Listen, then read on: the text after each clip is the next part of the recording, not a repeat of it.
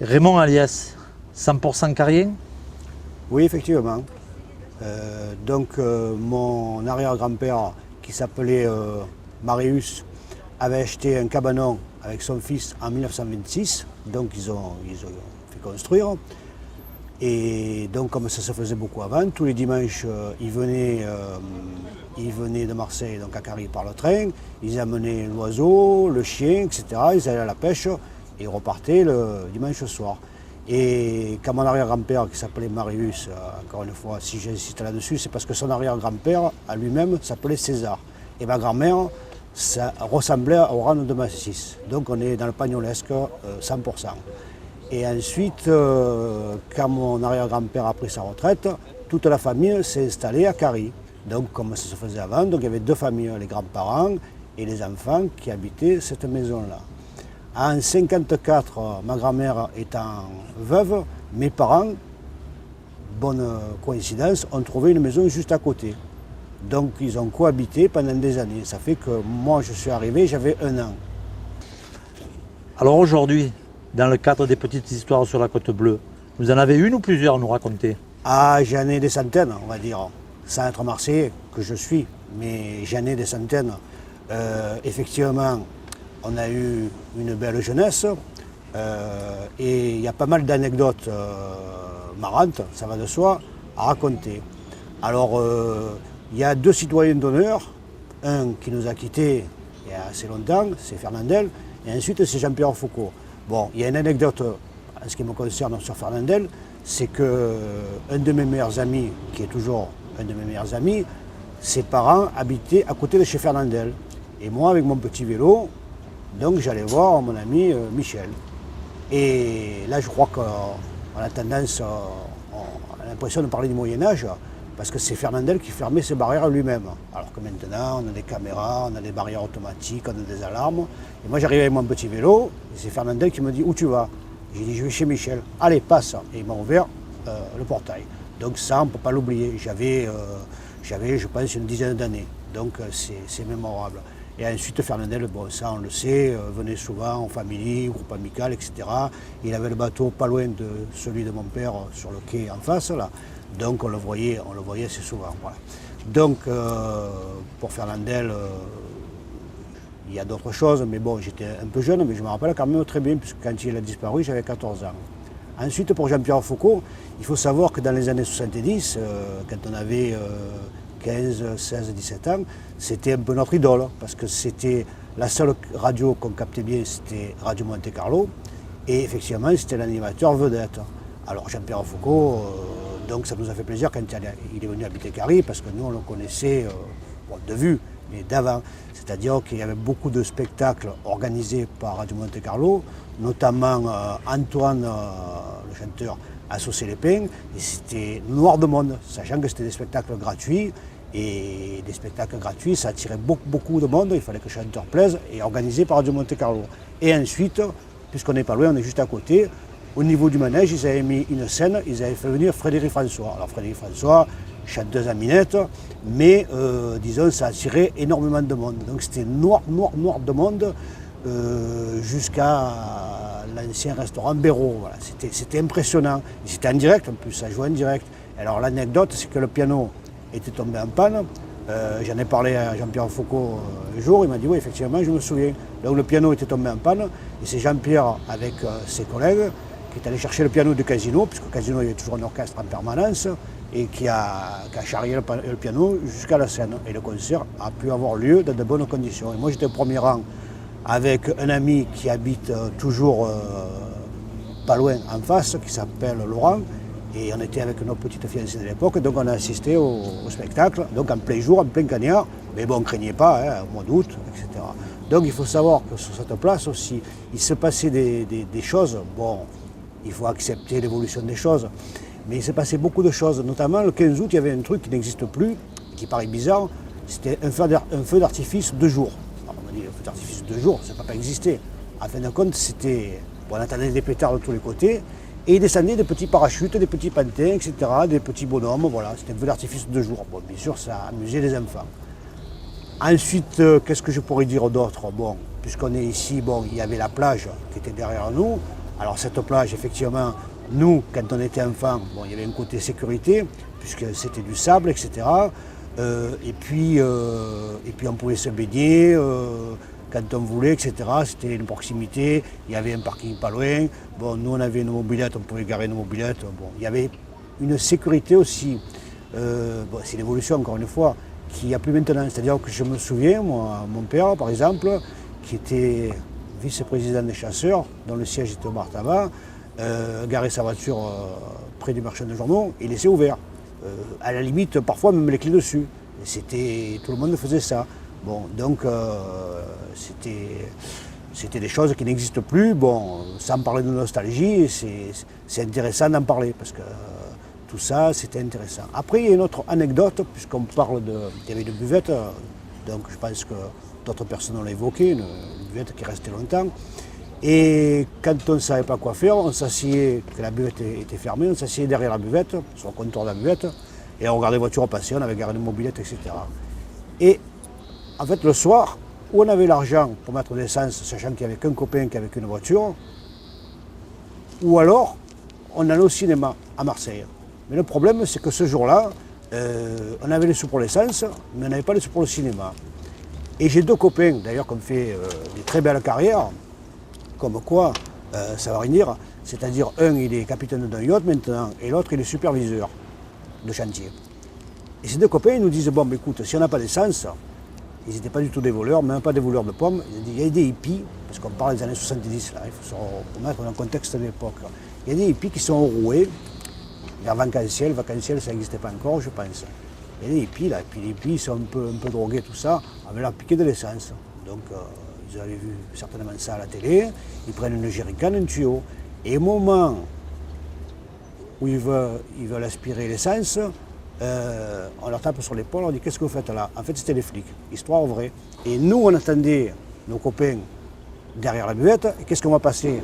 La 4L de mon ami, puisqu'il avait une 4L blanche, avait les flics à l'intérieur, et notre 4L des flics, ils les suivaient. Voilà. Et donc, ils les ont mis en prison, entre guillemets, une nuit, parce qu'ils n'avaient rien fait de mal. Et puis finalement, bon, ça ne va rien dire, parce que finalement, ils ont bien tourné. En sorte, c'était ton carry à toi. Qu'est-ce que tu regrettes de ce carry là que tu me racontes là, de ta jeunesse? Ben, je pense avec le recul, toujours pareil, parce que quand on est jeune, on ne s'en rend pas bien compte. Avec le recul, on a eu une belle jeunesse. Bon, après, plus tard, il y a une petite boîte de nuit qui a ouvert en haut des escaliers du bar tabac, là, aussi. Bon, alors quand tu as 15 ans, que tu vas en boîte de nuit, bon, on va dire en boîte de jour, puisqu'on est le dimanche après-midi, quoi. Une petite boîte, que tu commences à rencontrer des copines, que tous les copains se réunissent, c'est sympa. Puis après, quand tu es un peu plus grand, que tu as 16-17 ans, alors là, tu vas le samedi soir. Donc, d'avoir ça à Carry, c'était bien pour nous, quoi. Voilà, ça, c'était un truc. Bon, c'est vrai que tu es arrivé sur la plage ou sur le port, tu rencontrais toujours quelqu'un que tu connaissais. C'était bon. Puis après, il y a eu les mobylettes bleues. Alors là, après, il y a eu les mobylettes bleues. Bon, il y avait aussi des Malaguti, il y avait d'autres mobylettes. Il y avait une Vespa là, de temps en temps. Et le groupe qu'on était, on ne s'est jamais perdu de vue. Parce qu'on a des souvenirs, je veux dire, on va pas dire hors de commun, tout le monde a des souvenirs, mais je veux dire, ce qu'on a vécu à Carry, nous à 15 ans, on était grands. On était déjà, on va pas dire responsables, mais on avait fait déjà pas mal de choses, mais pas de bêtises, quoi. Si tu veux, pour des gamins de 15 ans. Puis il y avait une liberté, c'est-à-dire, bon, on n'était pas obligé de mettre le casque sur les mobylettes. Bon, maintenant, on dit, c'est rien, c'est banal, mais ça, c'était fantastique. Bon, en plus, bon, nous, on allait à l'école toujours le plus près. C'est-à-dire que Monsieur Toulouse, il nous a aiguillés presque totalement où il fallait. C'est-à-dire qu'à un moment donné, j'avais un copain qui m'avait dit, mais Monsieur Toulouse, il n'a pas fait de chômeur, de notre génération, bien sûr. C'est-à-dire qu'il disait, bon, toi, tu seras par exemple boucher, toi, tu seras plutôt dans les bureaux, toi, tu seras... Alors, il y a encore une anecdote, j'ai l'impression de parler du Moyen-Âge, là, c'est qu'il y avait un truc qui n'existe plus, c'est qu'on avait été sélectionné pour passer un examen d'entrée en 6e. Mais on est sélectionné, c'est-à-dire, il y avait Patrick Blanc qui nous a quittés, il y avait Michel Villalonga et moi, on est 3 sélectionnés. Donc on est allé à Marseille pour passer un examen d'entrée en 6e. Mais disons que le contenu du programme de M. Toulouse, il y avait beaucoup la nature, beaucoup Carry, bon, l'histoire-géographie bien entendu. Mais quand on est arrivé à Marseille, qu'ils nous ont commencé à nous parler du calcul des robinets, combien un réservoir ils mettaient, bon, on a fait tout faux, on était recalé. Et M. Toulouse, encore un truc qui n'existe plus, dans ce cas-là, tu faisais 2 ans de plus, on appelait ça les fins d'études, c'est-à-dire tu faisais 2 ans de plus, et quand tu avais l'âge d'être au collège technique, tu allais au collège technique. Donc encore une fois, M. Toulouse a eu raison, parce que la plupart des personnes, et de mes collègues qui sont allés au collège technique, ont réussi leur CAP, et ont fait carrière après. Donc déjà, c'est des trucs qui n'existent plus, mais c'est bon à savoir, parce que bon, maintenant, évidemment, d'entrée, de passer un 6e, on ne peut pas dire c'est quoi, ça n'existe plus. Ouais. Donc on peut dire ça aussi. Voilà. Est-ce que tu le reconnais, ton Carry d'avant, aujourd'hui? Non, pas vraiment. Mais il y a une chose qu'il faut dire, c'est que, on va parler encore de M. Toulouse. M. Toulouse, à partir des années 60, nous faisait faire sur le cahier de géographie des projets pour l'année d'après, des projets en ce qui concerne le port. Donc on se disait, pourvu que le port ne se fasse pas l'année prochaine, parce que sinon on n'aura plus notre plage, notre plongeoir, etc. Et finalement ça a duré des années. Et un jour, une municipalité, effectivement, a fait le port, ce projet qui était prévu depuis des années. Donc le truc, si tu veux, c'est que ce qui s'est passé, c'est que quand le port a été fait, moi je suis parti parce que j'avais de la famille du côté de Bandol, etc. Donc j'ai plus fait attention au port. Et quand je suis revenu, effectivement, je n'ai pas reconnu. Parce qu'à part le bar tabac et le snack bar où on allait, et un peu la terrasse, bon la terrasse on pourra en parler aussi parce que la terrasse est liée au ciné-programme de Carry. Tout ça, si tu veux, ça n'existe plus. Donc je ne reconnais pas vraiment. Alors c'est vrai, quelqu'un qui ne connaît pas Carry va trouver ça formidable, moi aussi. Et encore une fois, il faut accepter. On ne peut pas dire sans arrêt c'était mieux avant, sinon tu ne vis pas, tu n'avances pas. C'est la vie, c'est comme ça. On ne peut pas garder toujours une mobilette bleue, on peut en garder d'ailleurs en collection, mais je veux dire, on ne peut pas rouler en mobilette bleue toute sa vie, quoi. C'est comme ça. Tu as parlé du Cinéporama, c'était quoi le Cinéporama? Alors le Cinéporama, c'était un cinéma qui était ouvert tous les étés, pratiquement jusqu'au 15 septembre, puisqu'il faut savoir qu'on rentrait beaucoup plus tard avant. Et puis il y avait des saisons, comme on dit. Maintenant il n'y a plus de saisons, mais à l'époque il y avait des saisons. Et donc, qui était ouvert tous les soirs, et pratiquement tous les soirs, il y avait un film différent, on va dire, les films qui étaient sortis dans l'année. Ça restait 2 jours selon les succès. Alors, effectivement, comme on n'allait pas spécialement au cinéma à Marseille, nous, ça nous permettait de voir tous les films de Louis de Funès, de Fernandel, etc., tous les films qui sortaient. Et donc, quand je sortais, puisque je n'avais pas de moyens de locomotion, moi, j'allais à la terrasse, qui ne s'appelait pas les terrasses, ça s'appelait la terrasse, parce qu'il n'y avait qu'une terrasse, c'est logique. Donc j'allais à la terrasse, et j'avais mon frère qui avait 6 ans de plus que moi, qui était avec ses copains, les mobilettes bleues garées devant, etc., des Solex, et j'ai demandé toujours à un de ses copains ou à mon frère de me ramener. Donc il y avait un côté pratique, sécurisant. Bon, on n'en parlait même pas, puisque la plupart du temps on descendait à pied, car on habitait au Poussé, et on montait à pied. On n'avait pas de problème de sécurité, d'agression, ni quoi que ce soit. Ça, c'était... on n'y pensait pas, quoi. Voilà. Et donc ce cinéporama, c'était marrant parce qu'il y avait tous les films qui sortaient. Et un jour, mon père il me dit « Ah, va pas au cinéma ce soir. Hein. » Ah, je dis « Bon, pourquoi ?» Il me dit « Ouais, parce que le film, s'il s'appelait Elga, c'est sur l'accouchement d'une femme. » Alors j'ai dit « Mais moi, l'accouchement d'une femme, à 13 ans, 12 ans, on ne voyait pas trop ce que ça pouvait être. » Et carrément, j'avais rien à faire d'autre, on est allé au cinéma. Et finalement, je suis sorti de ce film et je dis mais qu'est-ce que c'est cette histoire et tout. Bon, je veux dire, donc il y avait pas, c'était tout public. C'était tout public. Bon, et à part ce film-là, il y avait des films d'horreur qui passaient, il y avait À tout casser avec Johnny Hallyday, il y avait beaucoup de films, disons, qui étaient passés dans l'année. Et après, donc, ça a duré pratiquement jusqu'au 15 septembre. Voilà. C'était super pour nous parce que bon. On attendait ça, le bal du 14 juillet, le bal du 15 août, le feu d'artifice, bien entendu. Donc ça nous suffisait parce que tout l'été, on était à la plage. La seule chose qu'on faisait, c'est manger de glace, etc., boire une menthe à l'eau, aller sur le port. Je parle de ça jusqu'à l'âge de 17 ans. Bon. Après, on va parler de Carry et on va parler de ce qui m'est arrivé. C'est-à-dire que, encore une fois, j'ai l'impression de parler du Moyen-Âge. Avant, quand on trouvait un travail, l'employeur, il demandait toujours « Oui, je vous embauche, mais... est-ce que vous avez fait le service militaire ?» Alors, moi j'en avais marre, j'avais mon CAP, Et j'ai devancé l'appel. Et le jour de mes 18 ans, je suis parti à Orléans. Alors imagine un peu Orléans. Déjà, Avignon, c'est le nord, Orléans, pour nous. Et le problème, c'est qu'il n'y avait pas de TGV, bien entendu. Pour aller à Orléans, il fallait aller à Paris changer de gare et redescendre sur Orléans. Et pareil pour le retour. Orléans-Paris, Paris, Marseille, Carry, etc. Enfin bon, 10 heures de train. Bon. Et quand je suis arrivé à Orléans, au bout d'un mois, parce que je n'ai pas eu les permissions de suite, bien entendu, 4e régiment de dragons, il me manquait quelque chose, à part la fiancée de l'époque. Et tu sais ce qui me manquait? Il me manquait la mer. C'est la première fois que j'ai cette sensation, parce qu'on s'habitue aux choses. Et j'ai dit, mais il n'y a pas la mer, tu vois. Ça c'est comme un Normand qui lui manquerait les vaches. Eh bien, moi, il me manquait la mer. Et j'ai d'autant plus apprécié les permissions que j'avais l'été, bien entendu, et quand j'ai fini le service militaire. Voilà, voilà si tu veux, la mer, Carry. Bien entendu, mon père avait un pointu, comme j'ai dit tout à l'heure, sur le quai Est. Et effectivement, mon père m'amenait souvent sur son bateau, puisqu'il était marieur de métier. Et en plus, il avait son bateau de pêche qui allait les filets. Et souvent, ça lui faisait plaisir, et moi aussi. Donc on allait ensemble caler les filets. Et donc, si tu veux, tout ça, là, oui, bon, on va dire, le mot nostalgie, on peut l'employer. Mais on ne peut rien faire. Voilà.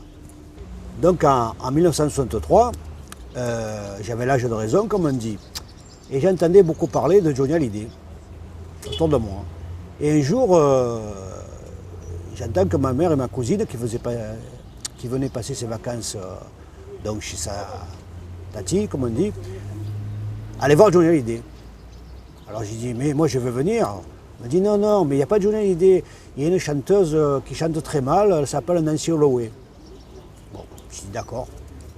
Et bizarrement, le lendemain, j'ai su que c'était Johnny qui était passé à Paris. C'était un raz-de-marée, quoi. Johnny Hallyday à Carry, c'était vraiment impressionnant.